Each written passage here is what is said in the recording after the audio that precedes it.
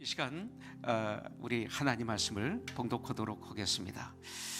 창세기 13장 1절부터 4절까지입니다. 같이 일어나서 한 목소리로 봉독하겠습니다. 아브라함이 애굽에서 그와 그의 아내와 모든 소유와 롯과 함께 네게비로 올라가니 아브라함에게 가축과 은과 금이 풍부하였더라.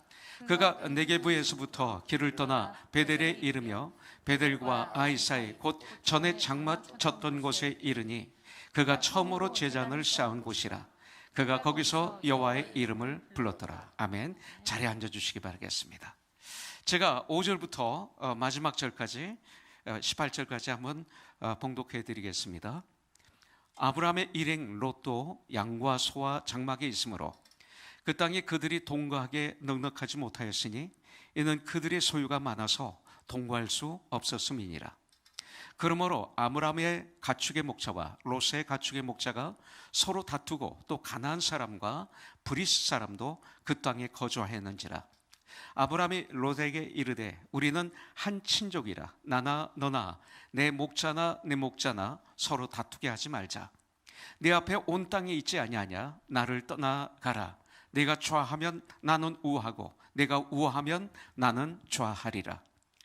이에 롯이 눈을 들어 요단 지역을 바라본즉 소알까지 온 땅에 물이 넉넉하니 여호와께서 소돔과 고모라를 멸하시기 전이었으므로 여호와의 동산 같고 애굽 땅과 같았더라. 그러므로 롯이 요단 온 지역을 택하고 동으로 옮기니 그들이 서로 떠난지라. 아브라함은 가나안 땅에 거주하였고 롯은 그 지역의 도시들에 머무르며 그 장막을 옮겨 소돔까지 이르렀더라. 소돔 사람은 여호와 앞에 악하며 큰 죄인이었더라. 롯이 아브라함을 떠난 후에 여호와께서 아브라함에게 이르시되 너는 눈을 들어 너 있는 곳에서 북쪽과 남쪽 그리고 동쪽과 서쪽을 바라보라. 보이는 땅을 내가 너와 내 자손에게 주리니 영원히 이르리라. 내가 내 자손이 땅의 티끌 같게 하리니 사람이 땅의 티끌을 능히 셀 수 있을진데 내 자손도 세리라. 너는 일어나 그 땅을 종과 행으로 두루 다녀보라. 내가 그것을 내게 주리라. 이에 아브라함이 장막을 옮겨 헤브론에 있는 마므레 상수리 숲에 이르러 거주하며 거기서 여호와를 위하여 제단을 쌓았더라. 아멘. 잠깐 기도하겠습니다. 주님, 이 시간 저희들이 주님의 말씀을 받습니다.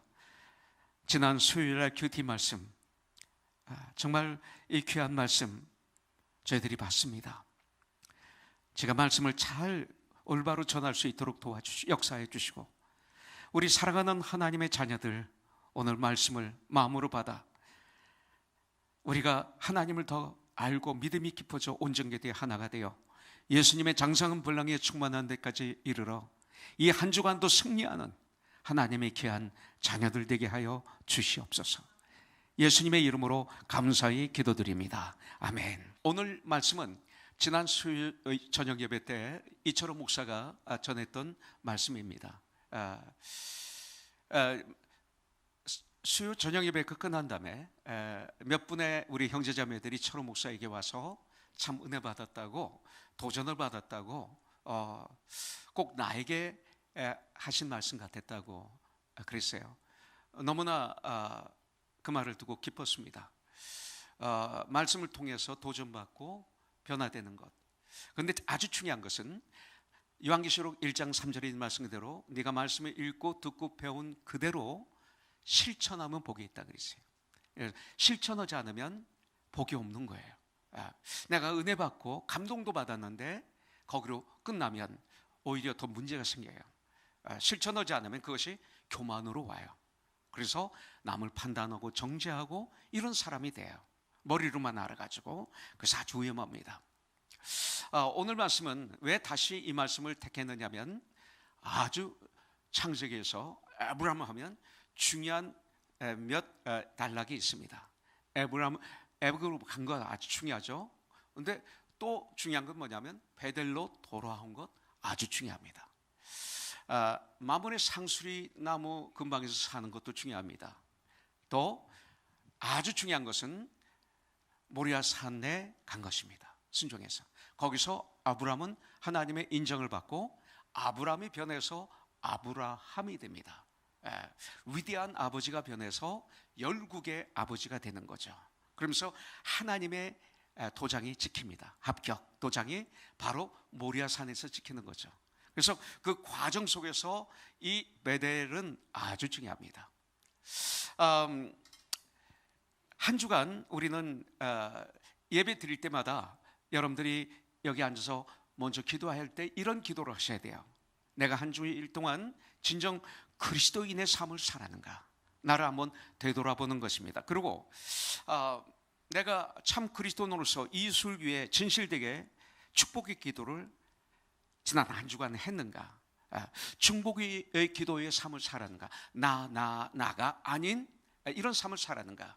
왜냐하면 주님이 우리에게 가르쳐 주셨죠. 온 율법을 완성하는 방법, 하나님을 사랑하고 내 이웃을 내 몸처럼 사랑하면 온 율법을 이루었느니라, 이렇게 말씀하고 있거든요. 그래서 기도 가운데 이웃을 위한 기도가 진실로 있었는가, 나의 삶 속에서, 나의 언어 속에서 내가 거짓된 말이 아닌 진실된 말을 하면서 한 주간 살았는가. 이 시간 각자 자기에게 이렇게 질문을 해봐야 됩니다. 이것이 바로 한 주일 동안의 나의 신격, 인격에 평가하는 것입니다. 우리는 눈이 여기 있기 때문에 다른 사람은 볼 수 있지만 나를 볼 수가 없어요. 오직 성령으로, 오직 하나님의 말씀으로 나를 볼 수가 있는 거죠. 기도로. 여러분들, 오늘 아브라함과 롯의 이 삶을 통해서 나 자신이 더욱 예수님을 알고 믿음이 깊어지고 예수님을 닮는 그런 시간이 되길 원해요. 신앙생활이란 뭡니까? 신앙생활, 생활이 들어갑니다. 이것은 매일 나의 삶 가운데서 주님께서 가르쳐 주신 말씀과 이 주님의 명령, 주님의 마음을 알아가고 믿음이 깊어져서 실천하는 삶을 사는 것, 이것이 바로 신앙생활입니다. 어떤 분이 그렇게 얘기합니다. 대학교를 졸업하면 배출러 바트를 받습니다. BA 디그리를 받죠. 그런데 우리 크리스찬들은 대학교 안 졸업해도 BA 디그리를 받습니다. 뭐예요? Born Again Degree, 이겁니다. 그래서 그렇게 얘기합니다. 그러면서 아주 오래전에 제가 신학교 다닐 때 텍사스에서 우리는 J형이다 이런 얘기를 해요. 왜 이런 얘기가 나왔냐면 나는 O형이다, 나는 AB형이다, 나는 A형이다, A형은 이런 성격이야, AB형은 이런 성격이야, 이렇게 얘기하니까 그 중에 한 형제가 있다가 너는 무슨 형이니? 그러니까 나는 J형이라고. 그러면서 지저스 크라이스트 형이라고. 그래서 과거에 내가 A형이었고 그렇지만 지금은 변해서 J형이 됐다고. A형의 어떤 성격 테스트를 내가 부정하는 것이 아니라 그런 성격에 승화시켜서 그 성격을 예수님의 그 말씀으로, 성격으로 난 체인지한 사람이라고 하니까 거기서 A형은 이런 성격이야, AB형은 이런 성격이야 하던 사람들의 말이 쑥 들어가는 그런 시간을 한번 가진 적이 있습니다. 우리는 BA 디그리를 가지고 있고 우리는 J형인 우리들. 이제 그렇게 변화된 사람들의 삶은 어떤 삶이냐? 한마디로 결정하기를 고린도전서 10장 31절에서 이렇게 말씀하고 있습니다. 너희는 먹든지 마시든지 무엇을 하든지 하나님의 영광을 위해서 하라. 이것이 이제 마지막 결론입니다. 여기 이제는 이렇게 살라 저렇게 살라보다 이제는 이 한마디로 크리스찬의 삶을 우리에게 알려주고 있습니다. 그런데 깨어있지 않으면 우리는 이상하게 하지 말라는 건 하고 하라는 것을 안 합니다. 그러고 난 다음에 진정한 내가 그리스도인이라면 괴로워합니다. 그리고 나에 대해서 실망하고 좌절하고 패배감에 빠져서 괴로워할 때가 많습니다. 아니, 그렇게 하고 난 다음에도 아무렇지도 않다면 그분은 아주 중병에 걸리는 사람이죠. 그런데 참된 회개를 하는 것이 아니라 많은 사람들이 교회를 나오지만 하나님을 안다고 하지만 누구 때문에 이렇게 환경이나 누구에게 핑계를 대고 책임을 전가하고 변명하고 인정 안 하는 것이, 안 하는 삶을 사는 교인들이 교회 안에 너무나 많이 있습니다. 또 이 시대 세상 사람들을 보면, 정치가들을 보면, 행정가들을 보면 거기에 사람들이 책임을 지지 않는 것을 볼 수가 있습니다. 이것이 바로 이 세대입니다. 이 세상입니다. 너무 악하게 빨리 악으로 어둠으로 막 달려가고 있는 전 세계의 모습을 우리는 볼 수가 있습니다. 그런데 그렇다면 우리는 이 땅에서 우리는 어떻게 살아야 되는가? 이거 중요하죠.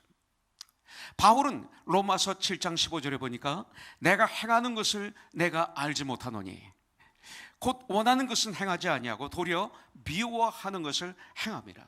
하나님이 안 계실 때의 모습, 이렇게 얘기합니다. 로마서 7장 24절에 보면 오호라 나는 공고한 사람이로다. 이 사망의 몸에서 누가 나를 건져내랴. 어느 누구도 나를 이 사망의 몸, 죽음의 문제를 해결하는 것, 이 죄의 문제를 해결하는 것, 이 땅에서 승리하는 삶을 사는 것, 어느 누구도 나를 도와줄 수가 없다는 것입니다. 그것이 바로 이 세상이죠. 인간은 성경에서 말하길 다 죄인이라고 말하고 있습니다. 죄를 다 졌다는 거죠. 그래서 죄인이에요. 그러나 다시 주 안에서 우리는 새 힘을, 소망을 가질 수 있다. 이것을 아브라함을 통해서 우리에게 또 가르쳐주고 있습니다. 그러면서 믿음의 조상 아브라함도 실수가 있었던 것을 우리에게 보여주는 거죠. 그러면서 너희는 다 실수할 수밖에 없는 인간이라는 걸 우리에게 가르쳐 주시는 것입니다. 그래서 사도 바울도 고백하기를 로마서 7장 25절에 보니까 우리 주 그리스도로 말미암아 하나님께 감사하리로다. 우리가 승리할 수 있는 유일한 길은 우리 주 예수 그리스도이다라고 알려주는 거예요.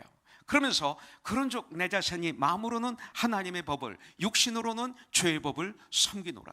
성령 충만하지 않을 때의 모습, 커널 크리스찬일 때의 모습을 여기서 보여주고 있는 것입니다. 이것이 바로 인간입니다. 그러나 하나님은 놀랍게 우리에게 은혜를 베풀어 주셨는데 성령으로 말미암아 성령 충만함을 받으면 우리가 권능을 받아요. 권능이 뭐예요? 여기서 승리하는 거죠.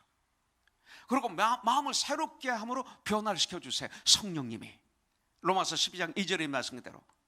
그리고 하나님의 뜻이 무엇인지를 깨달아 알게 하고 그 뜻을 이루어가게 해주세요. 성령이 충만할 때만이 가능해요. 이것이. 그래서 증인이 될 수 있는 거예요. 예루살렘부터 땅끝까지 그때서야 증인이 될 수 있는 거죠. 한마디로 말씀드려서 예수님으로 말미암아 우리는 승리할 수 있다. 결론은 이렇게 말씀드릴 수 있어요. 아브라함을 한번 보시기 바라겠습니다. 아브라함이 위대한 하나님의 종이고 하나님의 명령에 순종해서 갈대아 우르를 떠난 이런 믿음의 사람이었지만 아브라함에게도 약점이 있었다는 거죠. 그것이 바로 창세기 12장 13절에 보면 원하건대 그대는 나의 누이라 하라. 그러면 내가 그대로 말미암아 안전하고 내 목숨이 그대로 말미암아 보존되리라 하니라. 거짓말을 시키는 겁니다. 거짓말을 시키는 죄를 범했어요. 창세기 20장 2절에 보니까 그의 아내 사라를 자기 누이라 하였으므로 그랄 왕 아비멜렉이 사람을 보내어 사라를 데려갔더니 두 번째 거짓말을 해요. 이 두 번의 거짓말 다 자기 아내 때문에 일어나는 사건이에요. 그리고 목숨 때문에 일어나는 사건이에요. 자기 목숨이 두려워서. 아내 사라가 너무 아름다웠어요. 75살인데 데려가네요. 뺏기네요. 수요일날 우리 철호 목사가 그랬어요. 가만히 생각하니까 75세에 갈 때 우르를 떠나고 시간이 더 지났으니까 더 많았죠. 한 80이 됐을 것 같아요. 그런데 애굽 왕이 그 사라를 이쁘다고 데려가네요. 자, 어쨌든 너무나 아름다워서 아내를 왕에 빼앗고 자기는 죽일까봐 두려워서 자신의 부인을 누이라고 속여서 말한 것이 두 번이나 나옵니다. 물론 사라는 아브라함의 동생이었습니다. 그렇지만 그는 아브라함의 아내였죠. 믿음의 조상으로서 너무나 연약한 모습이 여기서 보입니다. 여러분들, 우리 사회생활을 하다 보면 무의식적으로 거짓말할 때가 있습니다. 또 의식적으로도 거짓말할 때가 있습니다. 그런 상황에 빠질 때가 있습니다. 얼떨결에 거짓말을 하고 나면 정말 성도라면, 정말 예수를 믿는다면 그 다음 마음이 너무나 고통스러워요. 너무나 괴로워요. 이것이 오는 거예요. 아픔이 오는 거예요. 저도 목사지만 가끔 거짓말해요. 그러고 나면 견딜 수 없어요. 잠을 못 자요. 너무나 괴로워서. 이 목사가 구원받은 내가 여기까지 믿음 생활이 있는데 내가 그리스도를 본받은가 된 것처럼 너희들은 당신들은 나를 본받는 자가 되라고 외쳐야 되는, 고린도전서 11장 1절의 말씀대로 그런 삶을 살아야 되는데, 나 자신이 연약해서 때때로 기도하지 않을 때, 말씀 묵상하지 않을 때 내 입에서 거짓이 툭, 그 아주 작은 거짓말이라도, 일상생활이 거짓말이죠. 어제 만났는데 안 만났다고 툭 던지고 나면 미치겠어요. 이것도 거짓말이죠. 예. 이 성도로서 거짓말하고 아프면 이거 좋은 거예요. 근데 여러분들, 하나님의 회개할 수 있는 축복을 우리에게 주셨다는 걸 우리는 알잖아요. 그래서 좋은 거예요. 이게 회개로 가는 문이기 때문에. 여러분들, 인간은 모두 다 죄인입니다. 어느 누구도 완벽할 수 없다, 우리에게 가르쳐 주시는 거예요. 그래서 우리도 예수님이 필요한 거죠. 가인을 보세요. 창세기 4장 9절에 보니까 여호와께서 가인에게 이르시되 네 아우 아벨이 어디 있느냐. 가인이 이르되 내가 알지 못하나이다, 거짓말했어요. 거기서 에드에서 내가 내 아우를 지키는 사람입니까? 이 말을 했어요. 근데 제가 과거에 뮤지컬을 하고 연극을 하고 연예인이었기 때문에 이 말을 할 때 저는 이상하게 액션으로 이렇게 보여요. 제가 예수 그리스도 슈퍼스타, 지저스 크라이스트 슈퍼스타라는 뮤지컬에 예수님 역을 제가 249회 했잖아요. 연습까지 하면 한 1000번 한 거죠. 그러니까 이런 그 몸의 액션을 내야 되거든요. 근데 성경을 읽다가 이런 말이 나오면 저는 그 액션이 막 보여요. 근데 막 호주머니에 손을 넣든지 그렇지 않으면 막 몸을 틀든지 그러면서 눈을 부릅뜨고 하나님을 쳐다보면서 막 이러면서 얘기했을 것 같아요. 내가 내 아우를 지키는 자이니까 했을 것 같아요. 동생을 죽이고 그리고 살인하고 땅에 파묻고 하나님이 물어보실 때 여러분들 벌이 무서워서 난 모릅니다라고 거짓말합니다. 오히려 내가 내 동생을 지키는 자이까 하면서 하나님께 따집니다. 변명, 여기는 변명, 책임 전가뿐만 아니라 거기 뭐가 더 들어가냐면 하나님께 지금 따지고 있는 것입니다. 베드로를 보십시오. 예수님의 12 제자 중에 수제자입니다. 변화산에도 항상 하여튼 주님이 어디 가시든 항상 함께 있던 수제자 베드로가 자기 목숨이 아까워서 자기 주님 예수님을, 구원자이신 예수님을 모른다고 3번 부인했어요. 그것도 가야바에게, 빌라도에게 한 것도 아니라 여종에게, 하인에게 부인했습니다. 우리가 내가 가진 것을 잃어버리지 않기 위해서 거짓말하는 경우가 있더라고요. 근데 미리 계획된 거짓말도 있더라고요. 이것은 안 돼요. 예수 믿는 사람 절대 이것은 안 돼요. 남을 해치기 위해서, 또 손해주기 위해서, 상처 주기 위해서 미리 계획된 거짓말하는 경우, 절대 크리스찬으로서 이건 안 돼요. 이렇게 거짓말하게 되면 결과가 어때요? 파멸로 끝나요. 무서워요. 이게 공식입니다. 하나님의 성경의 공식. 그러나 감사한 것은 우리 주님은 우리에게 회개의 축복을 주셨습니다. 베드로와 아브라함은 정직한 회개를 통해서 회복이 된 걸 볼 수가 있어요. 요한일서 2장 9절에 보면 만일 우리가 우리 죄를 자백하면 그는 밉보시고 의로우사 우리 죄를 사하시며 우리를 모든 불의에서 깨끗하게 하시느니라. 회개하면 죄가 깨끗하게 용서돼 없어진다. 이렇게 성경은 우리에게 말씀하고 있어요. 오늘이 28일이죠.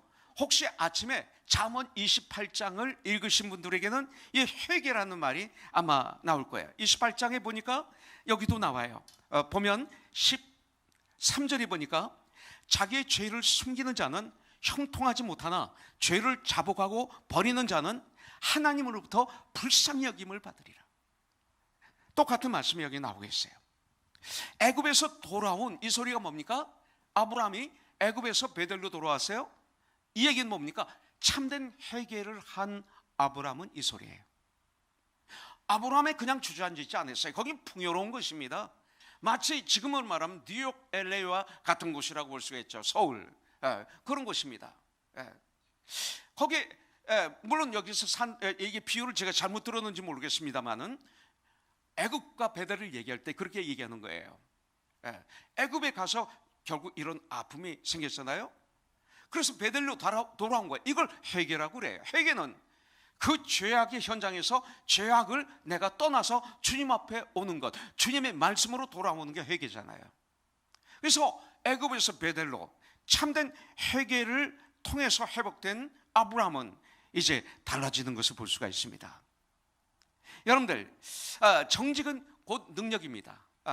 오늘 아침에 차를 몰고 집에서 교회를 오는데 제 아내가 지난주 설교에서 교만에 대해서 아마 마음에 이렇게 와닿던 것 같아요. 근데 철 아빠, 교만한 사람은 욕심이 많은 것 같아. 그렇지, 교만과 욕심은 하나야. 모든 게 내 거야. 이게 교만이야. 결국은 내가 하나님이야. 이게 교만이야. 이게 욕심이에요. 거기에 또 들어가는 게 뭐냐면 거짓말이 들어가요. 그러니까 교만, 욕심, 거짓말은 하나입니다.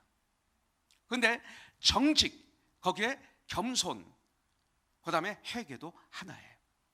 정직한 사람 누구예요? 겸손한 사람만이 정직해요. 교만한 사람은 정직할 수가 없어요. 거짓말. 정직하고 겸손할 때, 성경을 묵상할 때, 하나님은 살아계시는구나. 내가 이런 죄인이구나. 내가 지금 이런 죄를 지고 있구나. 내가 이렇게 주님께 말씀에 순종하지 않고 있구나. 이걸 알게 되는 거예요. 그래서 주님 앞에 걸어 나오는 것이죠. 그렇기 때문에 정직은 능력이에요. 능력이 다른 게 아니라 정직입니다. 정직은 하나님의 우리에게 주신 축복입니다. 입만 벌리면 거짓말하는 분들 있잖아요. 그런 분하고 오래 사귈 수 있어요? 못 사깁니다. 일부 예배 때 임예건 장로가 계셨어요. 29년 전에 우리는 만났습니다. 정직해요. 이분이 다른 거보다 회사에서도 운영할 때 직원들에게 너무 귀하게 했어요. 은퇴할 때는 꼭 비즈니스를 하나씩 만들어주고 참 멋있었어요. 그런데 제가 더 중요하게 보는 건 29년 동안 우리가 주님 안에서 교제하는데 정직한 사람이에요. 옆에 이민호 권사님 앉아 계셔서 내가 물어봤어요. 그랬더니 고개를 끄덕끄덕 하는 거예요. 내 남편은 정직하다 이거죠. 예배 후에 다시 한번 물어봤어요. 이민호 권사한테. 내 남편 정직해요. 참 순간순간 아주 작은 거짓말들을 하면서 우리가 사는데, 물론 거짓말 했겠죠. 완벽은 안 하니까. 근데 내가 교제하는 가운데 이런 정직성을 제가 본 거예요. 거짓말하면 오래가지 못해요. 관계가. 정직할 때 천국까지 같이 가요. 물론 거짓말 때때로 하죠. 아브라함처럼. 그러나 회개하면 되는 거예요.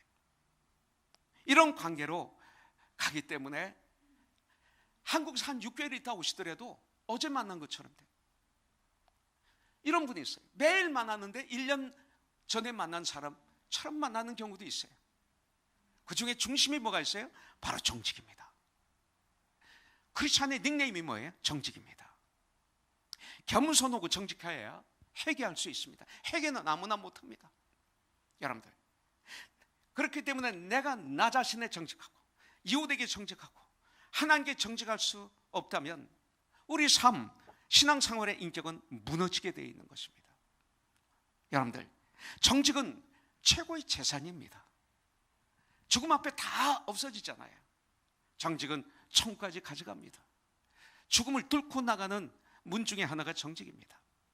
여러분들, 축복의 문입니다. 그렇기 때문에 저와 여러분들은 참 그리스도인으로서 정직의 전쟁을 해야 됩니다. 오늘 아브라함을 통해서 배워야 돼요. 내 힘으로는 절대 안 됩니다. 그래서 에레미야서 33장 3절에 보니까 너는 나에게 부르짖으라 그러면 내가 너에게 응답하리라 말씀하셨어요. 하나님께 부르짖는 거예요. 다른 거 아니라 이걸 가지고 부르짖어야 돼요. 뭐를 주세요, 주세요, 주세요. 하나님이 주세요. 걱정하지 마세요. 먼저 그 나라와 그 의를 구하면 이 모든 것을 너에게 더하시리라 약속하셨어요. 그런데 우리는 먼저 그 나라와 그 의는 구하지 않고 내가 원하는 걸 달라고만 외치니까 문제가 되는 거예요. 그걸 받아도 발람 선지자처럼 문제가 되는 거죠. 여러분들, 이런 삶을 살아보세요. 하나님은 주시게 돼 있어요. 네. 여러분들, 부르짖으십시오. 가장 중요한 것, 정직하게 하여 주시옵소서. 시편에 보니까 다윗이 주여 나에게 정직한 영을 허락하여 주시옵소서. 찬송이 있지 않습니까? 케이트 그린이 작곡한 이런 곡이 있잖아요. 성령님이 내 삶을 주관하실 때 가능한 거예요. 우리 주 예수 그리스도로부터 그 주님에게서 눈을 돌리는 순간, 세상을 보면서 세상으로 눈을 돌리는 순간 우리는 거짓말을 할 수밖에 없고 사탄의 놀이개로 전락하고 마는 것입니다.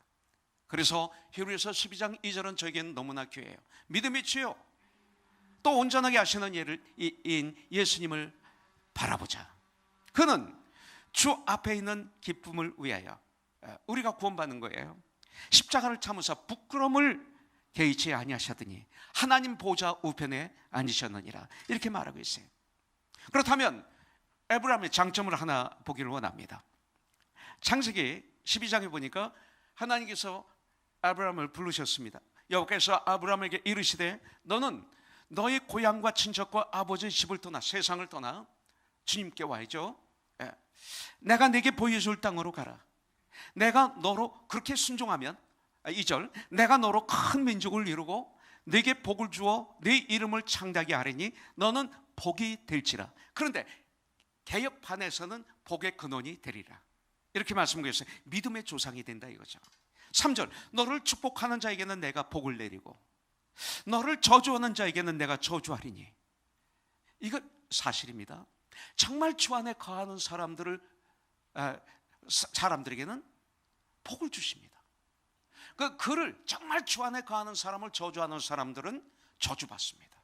전 지금까지 믿음 생활하는 동안에 이것을 봤어요. 정말 주 안에 거하는 걸 얘기하는 거예요.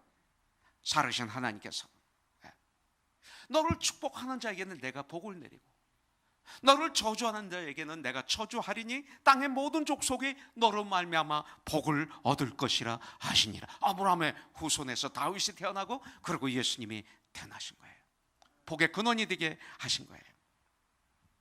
이에 아브라함이 여호와의 말씀을 따라갔고 순종했고 롯도 그와 함께 갔으며 아브라함의 하란을 떠날 때 75세였더라 그랬어요.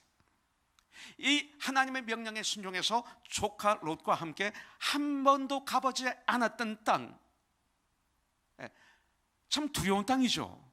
그 목적지로 떠나는 장면을 볼 수 있어요. 그때 나이가 75세예요 75세에 거룩한 이민을 떠난 거예요. 포기하지 마세요. 여기 75세 되신 분 계세요?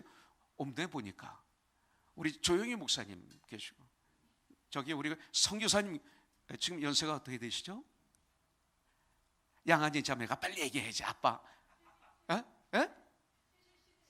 77. 그래서 여행을 하셨구나. 77. 유럽에서 여행 가신 사진 내가 다 봤어요. 페이스북에 들어갔어요. 온 가족과 함께 좋은 시간을 누리. 나도 70살 때 가야 되겠구나. 우리 마이크 형제님이 77일이 아니라 80대 나 크루즈 여행 시켜준다고 그랬는데 그것도 계속 유효합니까? 그리고 지금 계속 77세로 바꿔요? 예. 창세기 13장에 보니까 하나님의 명령대로 갈대아 우르를 떠나 이 순종했던 아브라함에게 어떤 일이 벌어져요? 물질의 풍요가 와요. 이게 사실이에요. 하나님의 뜻을 올바로 따라서 이 땅에 살면 절대 굶어 죽게 하시지 않는다. 굶어서 죽기 직전까지 가신 분들을 보면 욕심 부린 분이죠. 그죠? 기도하지 않고 내 마음대로 한 분이죠. 발람처럼 기도한 분이죠. 정말 주님 안에 거하는 분들에게는 장사를 해도 상대방 유익을 위해서죠. 우리는 나의 유익과 그의 유익, 이익을 남겨도 알맞게 남기죠. 그러다 보니까 잘 될 수밖에 없는 거죠. 크리스찬의 직장생활 요셉처럼 될 수밖에 없고 비즈니스 잘 될 수밖에 없는 거예요. 왜? 상대방을 위해서니까, 나를 위해서니까. 상대방뿐만 아니라 나를 위해서. 내 몸을 사랑하는 만큼 그를 사랑해야 되니까 나도 위해죠. 그래서 윈윈이에요. 이게 크리스찬이에요. 그래서 풍의 축복을 받습니다. 나는 우리 교회 성도들이 다 그런 축복을 받기를 원합니다. 아멘. 받기를 원합니다. 그런데 아무 소리 안 하면 이렇게 가다가 샥 도망가요. 받기를 원합니다. 받아야 돼요. 받아서 우리가 정말 주의 유익을 주고 나도 좀 풍요롭게 살고, 그리고 가난한 자 좀 도와주고, 땅까지 복음도 증거하고, 이런 삶을 살아야죠, 우리가. 그렇잖아요, 제니퍼 자매. 우리 그런 삶을 살아야 돼요. 이 시대 우리들의 재산은 뭡니까? 캐시, 또 금, 또 스탁들, 뭐 이런 것들입니다. 그러나 그 당시의 재산은 양떼, 소떼, 염소떼 이런 것들이었습니다. 그들이 있는 장소가 감당할 수 없을 정도로 하나님은 그들에게 물질의 풍요의 축복을 부어주신 거예요. 난 이거 참 우리 교회에 이런 분들이 다 되기를 전 기도하고 있습니다. 그런데 문제가 생긴 겁니다. 아브라함의 목자들과 롯의 목자들이 물만 보면, 그리고 푸른 초장만 보면 서로 차지하려고 으르렁거리고 싸우기 시작한 것입니다. 아니, 이 물질의 축복이 오히려 문제가 된 것이죠. 이 시대 교회도 그래요. 건물이 없을 때는 사랑하는데 건물이 생기고 점점 올라가면 많은 교회가 법정으로 갑니다. 그거 자기 것도 아닌데, 목사 것도 아니고 성도 것도 아니고 하나님 것이고, 아니 우리 것인데, 우리가 하나님의 영광을 위해서, 펠로십을 위해서, 성경 공부를 위해서 집이 있어야 되는 것처럼 사람들은 이 건물이 있는 것 참 우리들을 위해서 필요한 것뿐인데, 이 건물 때문에 세상 법전에 대해서 싸우는 교회들이 얼마나 많습니까? 아무리 유명하든 유명하든 유명한 목사든 아니든 간에 이게 웬일입니까? 얘들이죠. 아브라함의 목자와 롯의 목자인 거예요. 그분들은 문제가 됐어요. 물질이 필요하지만 이 말씀을 통해서 진정한 행복은, 진정한 평화는 물질이 아니구나. 물질은 나를 편하게 하지만 이 평강이라는 것은 물질과 관계가 없구나. 있어도 평강을 누리는 사람이 있고 없어도 평강을 누리는 사람이 있어요. 물질이 있어서 평강이 깨지는 사람이 있고 물질이 있어도 평강을 누리는 사람이 있어요. 여러분들, 그거죠. 물질이 아니구나. 축복은 바로 예수 그리스도구나. 아멘. 멜기세덱 제사장이 아브라함에게 옵니다. 맞이합니다. 그래서 멜기세덱에게 10의 1조를 드리죠. 근데 멜기세덱을 여기서 뭐라고 그래요? 살렘 왕이라고 합니다. 평강의 왕. 예수님이 평강의 왕이십니다. 예수님은 큰 대제사장이십니다. 예수님이 부활하셔서 제자들에게 나타나셔서 하신 첫 말씀이 불안에 떨고 두려워 떨고 있는 그들에게 평강이 있을지어다. 그들에게 필요한 것은 평강입니다. 이 세상이 두려워, 미래가 두려워서 떨고 있는 저와 여러분들에게 정말로 필요한 것은 평강입니다. 평강의 왕이신 예수님. 예수님이신 거예요. 한 번 실수했었던 아브라함은 오늘 참된 회개를 통해서 회복된 삶의 특징을 우리에게 보여주겠습니다. 이렇게 회복해야 된다, 이겁니다. 13장 8절부터 9절에 보니까 아브라함이 롯에게 이르되 우리는 한 친족이라, 한 그리스도인이다. 우리는 그리스도의 몸이다. 우리는 하나님의 가족이다, 이거죠. 한 친족이다. 나나 너나 내 목자나 내 목자나 서로 다투게 하지 말자. 내 앞에 온 땅이 있지 아니하냐. 나를 떠나라. 내가 좌하면 나는 우하고 네가 우하면 내가 좌하리라. 자, 여기까지는 누구나 다 할 수 있습니다. 저와 여러분들 많이 했으리라고 믿습니다. 그런데 문제는 뭡니까? 네가 좌하면 내가 우하고 네가 우하면 내가 좌하리라. 네가 먼저 택해라. 그럼 나중에 내가 택하리라. 이게 쉽지 않아요. 이거 해보신 분들이 많이 없어요. 그가 삼촌으로서 또 이렇게 조카 롯이 물질을 풍요롭게 가졌던 것은 아브라함 때문이에요. 어떤 면으로 내가 너에게 이렇게 풍요롭게 해줬지 않느냐, 이렇게 얘기할 수도 있는 사람이 아브라함이에요. 근데 삼촌으로서 아브라함, 그렇게 원인을 제공한 아브라함으로서 자기가 먼저 가질 수 있었어요. 그런데 양보합니다. 이것이 회개한 사람들의 삶이에요. 그러나 롯을 보기를 바랍니다. 하나님의 축복을 받은 이 믿음의 사람 삼촌 아브라함과 함께 하니까 여러분들, 롯에게도 아브라함으로 인해 물질의 축복이 임한 거예요. 여러분들, 소돔과 고모라가 멸망받을 때 거기서 구원함을 받은 것도 성경에 보니까 내 종 아브라함 때문에 내가 너를 이렇게 말씀하고 있어요. 롯은 아브라함을 떠나면 안 되는 거예요. 아브라함과 함께 있기 때문에 물질 축복을 받은 거예요. 여러분들, 성경은 저희들을 누구라고 그래요? 하나님의 자녀라고 그래요. 복 있는 사람이라고 그래요. 그리고 주기도 보내보면 하나님의 나라가 이 땅에 임하옵시고 그러는데, 성경을 가만히 묵상해 보면 너를 통해서 내 주의 하나님 나라가 임하게 할 것이야, 이 소리예요.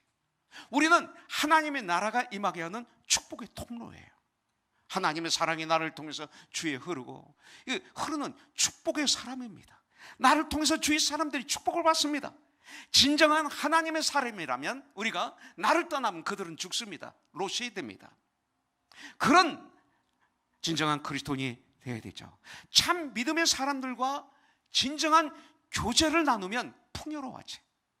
가짜 믿는 사람들, 믿는 척하는 사람들, 항상 거짓말만 하는 사람들, 항상 가시만 하는 사람들, 항상 자기만 위한 사람들, 이런 사람들과 교제하면 얼굴이 컴컴해지고 눈에 빛이 사라지고, 그리고 자꾸 분리를 시키고 자꾸 코너로 가고 이렇게 돼요.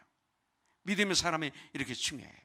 그런데 물질로 말미암아 아브라함의 종과 롯의 종이 싸우는 것입니다. 그렇게 원했던 물질이 풍요로워지면 더 사랑이 깊어지고 더 마음의 평화가 넘쳐나야 되는데 오히려 문제가 생기고 말았습니다.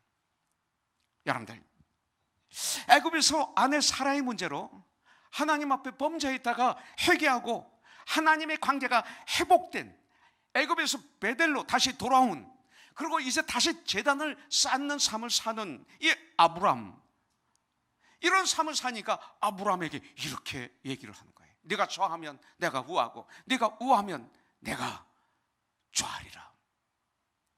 그런데 롯은 참 재미있는 것이 어떻게 해요? 10절부터 13절에 보니까 롯이 눈을 들어 요단 지역을 바라본 적 소알까지 온 땅에 물이 넉넉하니, 염소 양떼 치우는 사람들에게는 이 물이 대단한 거예요. 그리고 여호와께서 소돔과 고모라를 멸하시기 전이었으므로 여호와의 동산 같고, 이건 뭐예요? 에덴 동산 갖고 있어요. 또 애굽 땅과 같았더라. 애굽 땅에서 어떤 일이 일어나는지 알잖아요. 근데 애굽 땅과 같아서 그냥 거기로 가는 거예요. 회개의 삶이 아니죠. 네. 자, 그런데 아브라함은 가나안 땅에 거주하였고 롯은 그 지역의 도시들에 머무르며 그 장막을 옮겨서 결국 어디까지 가요? 소돔까지 가는 거예요. 고모라가 아니라 소돔과 고모라지만 이 롯이 산 곳은 소돔이에요. 거기까지 이르러요. 그런데 하나님은 소돔이 어떤 곳인지 롯에게 가르쳐 주셨어요. 너 소돔 무죄 있는 곳이야? 미리 가르쳐 주신 거예요. 뭐라고 그랬어요? 소돔 사람은 여호와 앞에 악하여 큰 죄인이었더라. 이렇게 13절에서 가르쳐 주신 거예요. 근데 롯에게는 I don't care, 이런 건 관계가 없는 거예요. 저와 여러분들이 예수를 믿는다고 하지만 I don't care, 아무리 죄가 거기에 많아도, 아무리 하나님 보시기에 악해도 난 거기가 좋아. 난 거기 가. 난 그 사람들과 만나서 살 거야. 그 사람들과만 교제할 거야. 나는 이것을 가져야 돼. 롯이 그랬어요. 여러분들, 여호와의 동산 같고 애굽 땅과 같았다고 그랬어요. 자기의 눈에 보기에 좋은 것을 택한 거예요. 안목의 정욕, 육신의 정욕, 이생의 자랑에 찌들어 있는 사람의 마들이 롯입니다. 분명 소돔 사람은 여호와 앞에 악하며 큰 죄인이었다 알려주셨는데 그것과는 관계가 없어요. 눈에 보기에 좋은 대로, 내 감정대로 하나님이 아닌 내가 원하는 것을 선택한다면 저와 여러분들의 그 자리는 결국 소돔이 되는 거예요. 여러분들, 창세기 19장 36절부터 38절에 보니까 결국 롯은 모압과 암몬의 자손의 선조가 되었지만 얼마나 부끄럽고 얼마나 불행한 결과를 남겼습니까? 아브라함 삼촌의 도움으로 소돔과 고모라의 멸망에서는 구원받았죠. 구원받았어요. 그렇지만 재산 때문에 삼촌과 갈라졌잖아요. 구원받을 때 재산 하나도 못 가지고 나왔어요. 모든 재산 다 잃었어요. 몸만 겨우 도망쳐 나왔어요. 아내는 되돌아봤어요. 소돔을. 왜? 아, 소돔에 있는 내 집, 내 재산, 내 돈, 이게 그리운 거예요. 그래서 뒤돌아보다가 소금기둥이 됐다, 죽었다 이거예요. 두 딸은 롯에게 술을 먹이고 잠자리를 함께하여 딸이 아버지의 자식을 갖는 이런 성경에 정말 엄청난 저주를 받았어요. 그 후손이 바로 모압 족속, 암몬 족속이에요. 롯의 열매는 이겁니다. 이것 때문에 소돔 간 거예요. 이것 때문에 미국 오면 안 돼, 우리가. 이것 때문에 대학교 보내면 안 돼. 이것 때문에 결혼해도 안 돼요. 이것 때문에 살면 안 돼요. 눈에 보기 아름다우니까, 풍요로우니까 선택된 결과가 이런 것이에요. 기도하지 않고 눈에 보이는 대로 감정의 노예가 되어 내가 원하는 삶을 살았던 결과, 롯을 통해서 우리에게 보여주고 있어요. 일부 예배 때는 젊은이들이 아주 많아요. 난 이분들에게 부탁했어요. 그러나 오늘 이 시간 여러분들에게 부탁드리기는, 여러분들 자녀들이 중학교를 졸업하고 고등학교를 졸업하고 대학교를 들어가요. 근데 중학교, 고등학교도 신경 쓰지만 대학교를 여러분들이 너무 신경 쓰더라고요. 나는 좋은 대학 들어가면 하나님께 너무나 감사해요. 좋은 대학 가야 돼요. 그런데 그보다 더 중요한 것이 있어요. 우리 자녀들이 어떤 재능을 가지고 있는가, 어떤 은사를 가지고 있는가, 하나님의 뜻이 무엇인가, 이걸 가지고 먼저 고민해야 돼요. 내가 원하는 것, 내가 못 이루었던 것을 자녀를 통해서 이루려고 하는 이런 저주를 행하지 마세요. 좋은 대학 가야 되지만 어떤 자녀는 좋은 대학 가면 안 되는 자녀도 있어요. 이걸 볼 수 있어야 돼요. 가장 중요한 것은 우리 자녀들이 건강하게 성장하는 거예요. 세상에 팍팍 쓰러지는 자녀가 되면 안 돼요. 세상을 오히려 회복시키는 사람들로 우리는 우리 자녀들을 양육해야 돼요. 공부도 잘해야 되지만 신격, 인격 있어야 돼요. 이거 없으면 안 되는 거예요. 그러면 여러분들은 피에 눈물이 피눈물을 쏟아요, 나중에. 이거 아셔야 돼요. 여러분들, 지난주에 우리 서정학 간사가 대학 청년부 설교를 했어요. 근데 철호 목사가 그러더라고요.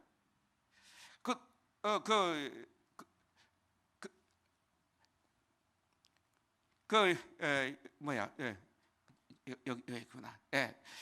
노아와 누리 두 아들이 있습니다.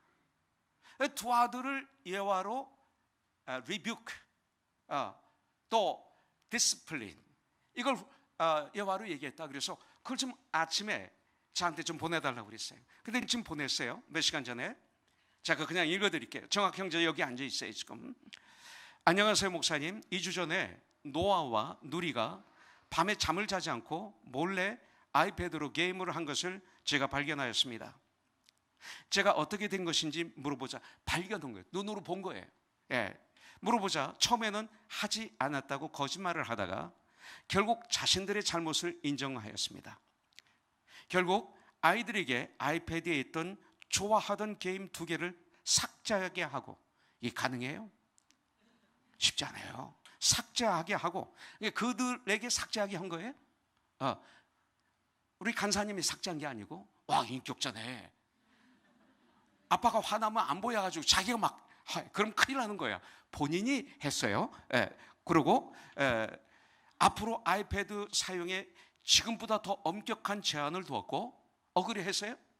억울했네. 무엇보다 거짓말을 한 것에 대한 페널티로 잠언 12장 전체를 손으로 쓰고, 그날부터 매일 잠자기 전에 함께 잠언 12장을 읽고 있습니다. 어제도 읽었어요? 언제 했는데? 2주 전에 14일을 읽었구나. 그러니까 그때 기숙자매도 같이 읽어요? 안 읽는구나. 쓰기만 같이 했어요. 오케이.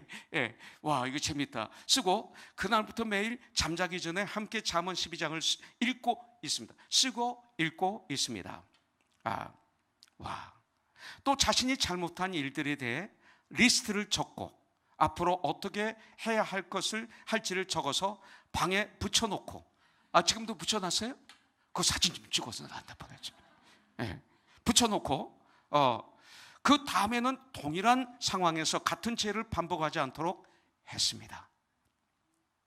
이 소식을 듣고 전 텍스트 메시지를 보냈더니 이것을 또 이렇게 저에게 보내줬어요. 참 재밌죠? 이게 가족이에요, 가족. 이게 사랑이에요. 멋있어요. 역시 한동대학 출신이에요. 한동대학이 무감독 시험제죠. 감독이 없어요. 그냥 학생들이 시험 보고 제출하는, 이걸 처음으로 시도한 학교가 한동대학이에요. 한동대학 선전하고 있네. 10월 첫째 주에 우리 김영애 권사님이 오세요. 여기서 2주 동안 계시다 가시는데, 여기서 이제 한동대학 출신들 많이 모이게 될 것 같아요. 참 이게 좋아요. 나는 우리 젊은이들에게 그걸 부탁했어요. 요새 결혼식이 크리스찬들이 얘기하기를 결혼 예배라고 얘기합니다. 근데 가서 보면 결혼 예배이기 전에 어떤 쇼예요, 쇼. 자기들 다 드러내고 판 즐겁게 하고, 예배는 신령과 진정으로 드려야 되거든요. 그러면 그분의 부부의 인생이 판이에요, 쇼예요. 신령과 진정으로 예배를 드리면 하나님 축복이 그 부부에게 임하는 거예요. 예배는, 진리는 어제나 오늘이나 영원토록 동일해요. 나는 우리의 젊은이들이 정말 하나님께 결혼 예배를 드렸으면 좋겠어요. 그 시대하는 쇼를 좀 안 했으면 좋겠어요. 내가 좋아하는 예배가 아니라 하나님이 기뻐하시는 예배를 드려서 하나님의 축복을 받는 우리 자녀들이 됐으면 좋겠어요. 자, 저는 여기까지만 얘기하고, 그렇게 하고 안 하고는 부모님이 달렸어요. 요새 부모님은 자녀들에게 꼼짝 못해. 자녀들이 원하는 대로 다 해줘요. 그러면 안 됩니다. 왜 성경 말씀은 그렇게 불순종하면서 세상의 상담자, 세상의 그쪽에 전문가가 얘기하면 그렇게 잘 듣는지 모르겠어요. 이러다간 시간 가서 안 되겠네. 여기까지 하고 마칠까? 여기까지만 하죠. 오늘 1부 예배 나머지는 들어주시면 됩니다. 오늘은 여기까지. To be continue. 좋죠? 이렇게 하니까. 여기 다 하려면 오늘 한 12시 40분까지 해야 돼. 그러니까 저는 12시 30분에 설교 맛, 그러면 12시 50분까지 되겠죠. 그래서 제가 나이가 들고 난 다음부터 12시 30분에 끝나야 되겠다. 1시간 예배는 너무 죄송하고 하나님께. 또 12시 50분은 좀 길고, 그래서 12시 30분에 끝나는 예배를, 이런 밥이 알맞게 읽는 것, 예배가 이 정도면 알맞지 않을까. 독구 장로님 그렇게 생각하지 않으세요? 그땐 노 그래야지. 목사님이 원하시는 대로 하세요. 그러면 나 원하는 대로 안 해요. 이렇게 하고 해야지. 그 좋다고 얼굴을 웃으면서 또 이렇게 하면 그 곤란하지 또. 할렐루야. 오늘 여기까지 하고, 여러분도 유튜브를 통해서 일부 예배를 그 다음에 들어주시기 바라겠습니다. 같이 기도하죠. 하나님 감사합니다. 오늘도 이렇게 주님 앞에 예배를 드릴 수 있어서 너무나 행복하고 너무나 좋습니다. 주님 영광 받아주시고 저희들 아브라함처럼 아버지 하나님 회개의 삶을 살게 해 주시옵소서. 애굽에서 떠나 베델로 가게 해 주시옵소서. 롯 같은 삶이 아니라 아브라함 같은 삶을 살게 해 주시옵소서. 그래서 우리 이름이 바뀌는, 영적인 이름이 바뀌는 역사가 있게 하여 주시옵소서. 아버지 하나님 도와주시옵소서. 예수님의 이름으로 기도합니다. 아멘. 우리 찬양하죠.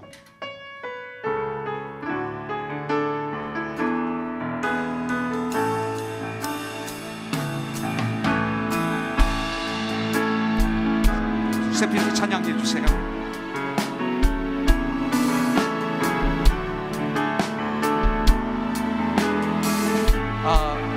잠깐 한 키만 올려줘요. 한 키만. 자,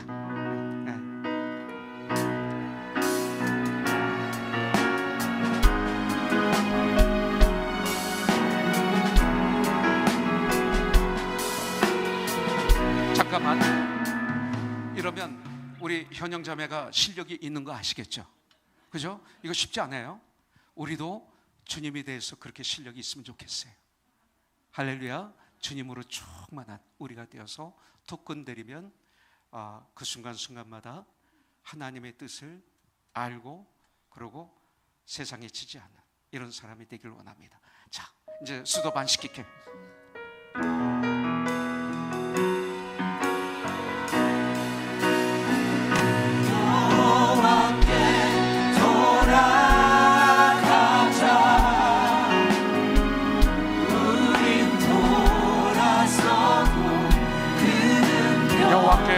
돌아가자.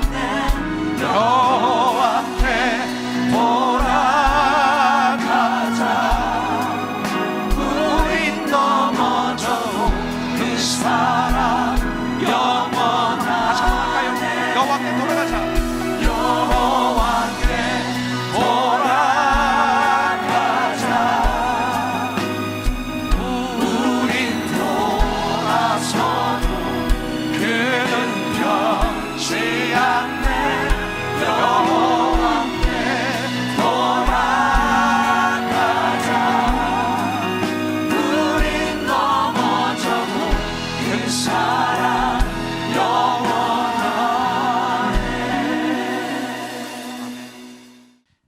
이제는 우리 주 예수 그리스도의 무한하신 은혜와 하나님 아버지 극진하신 사랑과 성령님의 교통하심이 이렇게 신령과 진정으로 주님을 예배드리고 이제 행복한 삶, 평강의 삶, 주님께 영광 올려드리는 삶, 주님이 우리에게 명령하신 그 귀한 일들을 기쁨으로 감당하기 위해서 세상에 나가는 하나님의 사람들 위해 캄보디아에서 그동안 정말 온 삶을 다 들여서 선교 사역을 감당하셨던 우리 사랑하는 주님의 귀한 노종 부부 위에 오늘 이렇게 함께 와서 예배를 드리는 귀한 부부 위에 우리 모두 위에 주님이 마음껏 축복을 내려주시옵기를 예수님의 이름으로 간절히 기도드립니다. 아멘. 살아계신 주 나의 참된 소망 걱정 근심 전혀 없네. 오 나의 주님 날 용서하사 영원한 생명길로 인도하셨네. Because in me I can face tomorrow. Because in all fear is gone. Because I know He holds the future, and life is worth the living just because He lives. 할렐루야. 모든 영혼 주 앞에 드립니다. 주님 감사합니다.